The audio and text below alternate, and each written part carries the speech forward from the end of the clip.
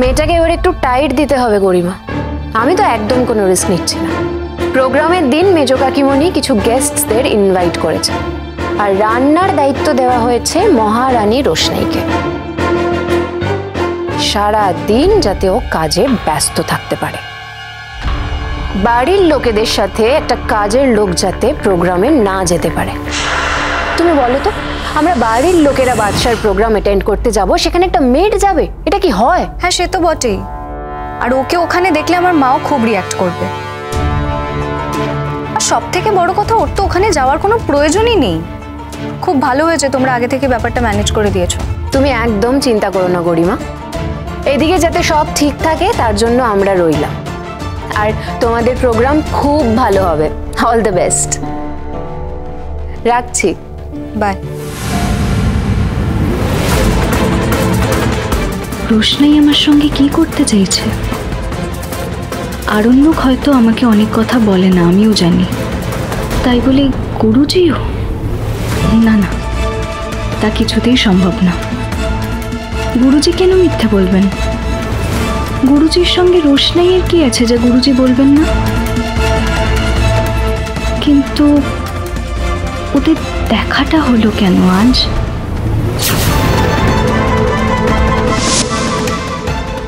রোশনাই, চাটা আজ কে করেছে? আমি বানিয়েছি দাদু। বাহ, বেশ হয়েছে চাটা। তুমি যে কাজটা ভালো পারো সেটাই তোমার করা উচিত, অন্য কিছু করার দরকার নেই। কি হলো, বুঝতে পারলে না? তুমি রান্না বান্নার কাজ ভালোই করো, ঘর কন্যার কাজ ভালোই করো, তাতেই মনটা দিয়ে দাও। ঠিক মতো কাজ করতে পারলে আমাদের বাড়ি থেকে কেউ তোমাকে চলে যেতে বলবে না।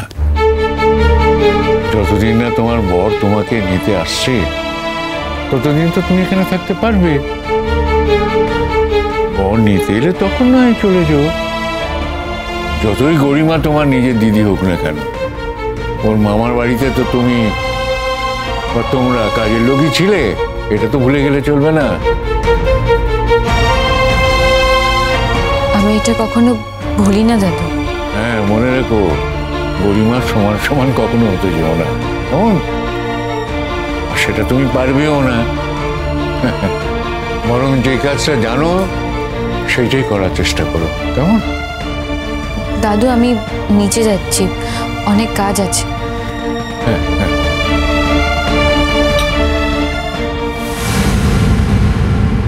Roshnai. Roshnai, I'm sorry. I'm really sorry, Roshnai. তখন ওভাবে রিঅ্যাক্ট করা উচিত হয়নি আমার। আর হবে না, I promise.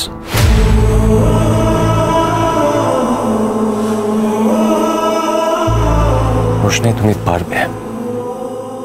আমি জানি তুমি পারবে, এটা আমার বিশ্বাস। তুমি দারুণ পারফর্ম করবে, সবার সামনে আমার মুখ উজ্জ্বল করে দেবে তুমি। আই জাস্ট নো ইট রোশনাই। রোশনাই সোম থেকে রবি প্রতিদিন রাত 8:30টায় স্টার জলসায় ও ডিজনি প্লাস হটস্টারে।